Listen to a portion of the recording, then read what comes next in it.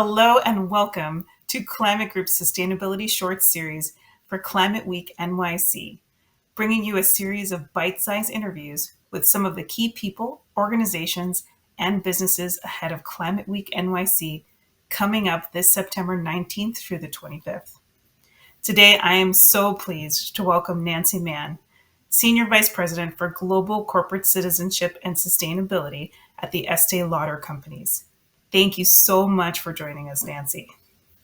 Oh, I'm excited to be here. Thanks for inviting me, Angela. Wonderful. I think we are all super excited to hear about the climate action happening at the Estée Lauder Companies. So let's jump right in. One of our main themes this year, yes, one of our main themes this year is accountability. Tell me, how are you remaining accountable to the promises and commitments you've made? Well, we see, first of all, thanks again for inviting us. We really see accountability, or at least I do, as part of an essential feedback loop. All of our ESG strategy is done by stakeholder and by KPIs. And so in terms of accountability on climate, first we have our investors, and we engage quite a bit with the ESG ratings and rankers, whether it be CDP or MSCI or Sustainalytics. And we find, although there are times when we disagree with those ratings, we find them to be important feedback loops for us on where we have opportunities and where we have great strength. And so in terms of climate, we rely a great deal on our partnership with CDP. We dialogue with them quite a bit. We also focus and work with NGOs like yourself. In fact, we worked with you guys at COP26, and we convened a meeting around Scope 3, which was very helpful.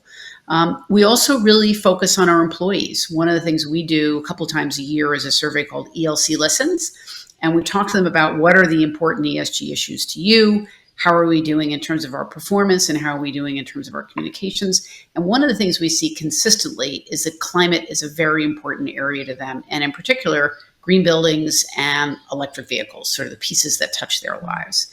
And then lastly, in terms of just one of the joys that we've seen over the last, particularly I'd say 5 and more recently 3 years, is really a much higher level of consumer engagement and understanding of climate. And we've done a lot of work to better understand what are the carbon reduction practices that we can embed in our products that are meaningful, whether it be reducing packaging or using low carbon intensity formulas that are meaningful to our consumers. And so again, we've been really working on translating that value. And then, lastly, we really do focus on the broader community and our colleagues. Climate in particular is a team sport. And we are here and we'll be attending Climate Week again, and are proud to be partnering with you guys really to listen and to look for partners. And in particular, as we did at COP26 with you all, we are really looking for partners on Scope 3, because like many consumer good companies, that's about 95% of our footprint. And we really want to partner with our colleagues and also with our suppliers. So again, I think accountability is great, and we really welcome it. And we look forward to working with everyone to continue to, do better and deliver a lower carbon future to the world. That's amazing. I'm going to pick up on one of the points you made, how you're working with others to hold yourselves accountable. How has this changed over the years, and what does that look like for you? Well, as I mentioned, Scope 3 is a big hill to climb for all of us. And really for us as a larger portfolio company, what we try and do is essentially leverage our size. So in terms of how we can make a big impact is that we can impact our ecosystem and in particular our suppliers. And what we've tried to do, for instance, on the packaging front, is to invest in innovation, whether it be paper-based cartons, lowering the amount of virgin plastic we have in our products. And for climate, we've asked our top 200 suppliers to register with the CDP supply chain database. Because, as you know, a big piece of the lift over the coming couple of years is really going to be footprinting, because our suppliers' scopes 1 and 2 is our scope 3. And so we want to partner with them in a meaningful way in order to, I would say, increase the importance to them of lowering their carbon footprint. and showing to them that it is an important attribute for their products to have when we purchase them.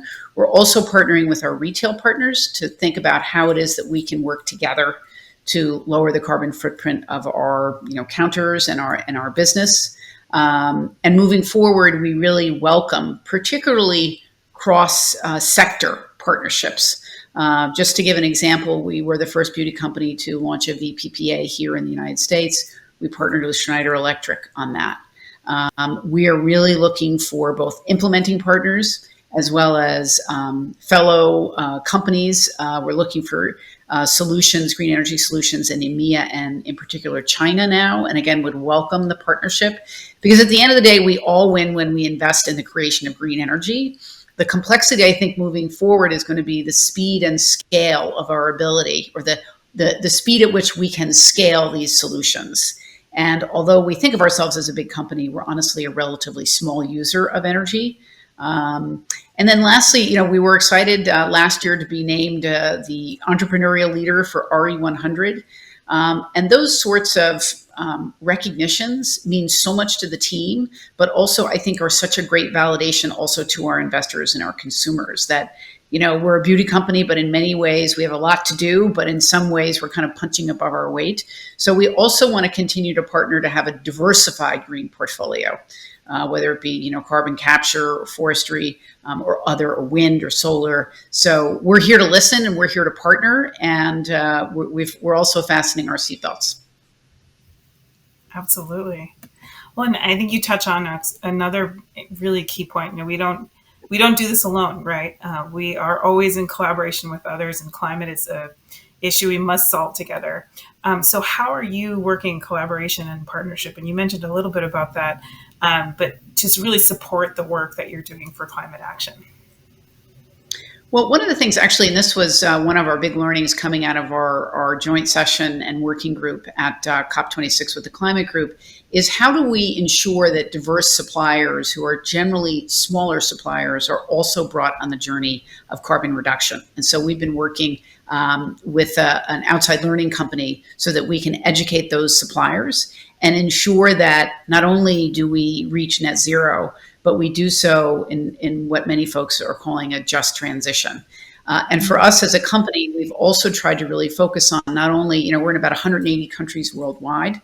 So we are looking to invest in green energy solutions in some of our developing markets like India, like South Africa, and use some of the lessons from our developed markets where candidly green energy solutions are much more readily available and become a force in that as well. Also, one of the developments that we really welcome as a family-founded company is there really is a focus, I think, now on not only the E of the environment in terms of climate, but also the S in terms of the social impact and the impact that it has on communities. And so we focus a great deal on supporting the communities where we live, work, and source, and have been working with our foundation on groups like Plastics for Change and really trying to take a look at the overall environmental footprint, not just a carbon footprint, of our products and of our business. And we, again, I think there's a great runway here for all of us to make a difference there. And where we, again, as a company feel as a bigger multinational company, we can make a bigger difference. That's wonderful to hear. And I mean, I know we're excited. I know you're excited for Climate Week, NYC this year. What role does this, incredible moment that we call Climate Week NYC really play in your ability to get all of these incredible goals done? Well, first of all, we might be climate nerds, but we are also very excited about it. I think particularly coming out of COVID, and so many people have said it, the stakes are real, the stakes are high, and everyone can see them. What Climate Week gives to us is really a focus on the how. And there has been a lot of focus on the what. I think increasingly there are groups that are, you mentioned accountability at the top of the call, definitely focusing on accountability, but also I think as we move forward, really joining arms, assuming positive intent of all stakeholders at the table, and then really focusing on the how, because the reality is we really don't have all the solutions. And for big companies, particularly against a backdrop of, inflation, we're all really threading a needle here, which is how is it that we can find and scale enough green energy solutions to allow us all to reach net zero by the dates that we've set, and at the same time, candidly, be able to afford them. And we need more solutions that are more economically viable. And while the green energy space is, and venture capital space, I think is really very much alive, we still don't have enough solutions. And that's where I think we do need, I would say, a community spirit, positive intention, and make sure that we are able to basically create enough bandwidth to have some of these open, kind of tough conversations. It's not easy for anybody to say, hey, we don't have all the answers. I think that's where we are. We do have, I bet, more companies, more governments, more multinationals than ever before. The question is, what will we make of this historic moment? And a lot of it is going to be working together around roundtables or Zoom calls. Absolutely. Well, Nancy, it is so great to be working with the Estée Lauder Companies at Climate Week NYC. Everyone, make sure to register for Climate Week NYC, September 19th through the 25th, to hear more from Nancy and her colleagues. Thank you so much. We appreciate you so much, and thank you for talking with us today. Sure, thank you. We're all running faster and faster on this incredible journey, and really looking forward to the week and to some really robust discussions. Absolutely.